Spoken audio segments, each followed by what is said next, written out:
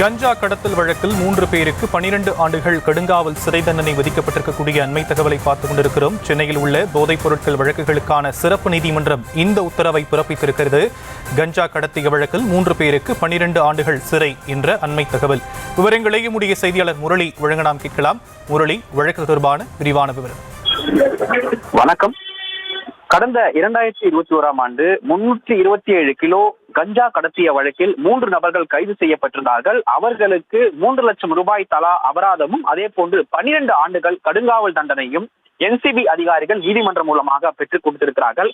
கடந்த 2021ஆம் ஆண்டு NCB அதிகாரிகள் ஸ்ரீ திருப்பதி ஏஜென்சி என்கிற நிறுவனத்தில் சங்கர் அதே போன்று 3 நபர்களை கைது செய்திருக்கிறார்கள். அவர்களிடம் இருந்து 327 கிலோ கஞ்சா பறிமுதல் செய்யப்பட்டு வழக்கும் பதிவு செய்யப்பட்டிருந்தது. இந்த நிலையில் இந்த 3 நபர்கள் ஸ்ரீநாத் அதே போன்று செபாஸ்டின் மைக்கேல் அந்த 3 நபர்களையும் கைது செய்யப்பட்டு நீதிமன்றத்தில் ஆஜர்படுத்தப்பட்டு சிறையில் அடைக்கப்பட்டிருந்தார்கள்.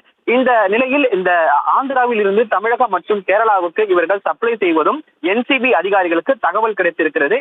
இந்த தகவலின் அடிப்படையில் தான் அதிக அளவு கஞ்சா கடத்தியது தொடர்பாக NCB அதிகாரிகள் இவர்கள் மீது NDPS வழக்கில் நீதிமன்றத்தில் ஆஜர்படுத்தப்பட்டு இவர்களை சிறையில் அடைத்திருந்தார்கள். இந்த நிலையில் இந்த 3 நபர்களுக்கும் தலா 3 லட்சம் ரூபாய் அபராதமும் அதே போன்று 12 ஆண்டுகள் கடுங்காவல் தண்டனையும் NCB அதிகாரிகள் NCB நீதிமன்றம் மூலமாக பெற்றுக் கொடுத்திருக்கிறார்கள்.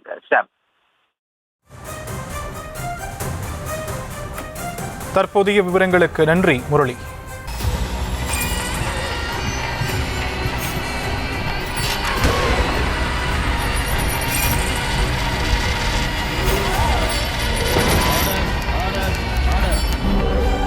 நிகழ்தகவு குற்றங்களின் மறுபரிமாணம் நாள்தோறும் இரவு 10 மணிக்கு இணைந்திருங்கள் நமது நியூஸ் தமிழ் தொலைக்காட்சியோடு.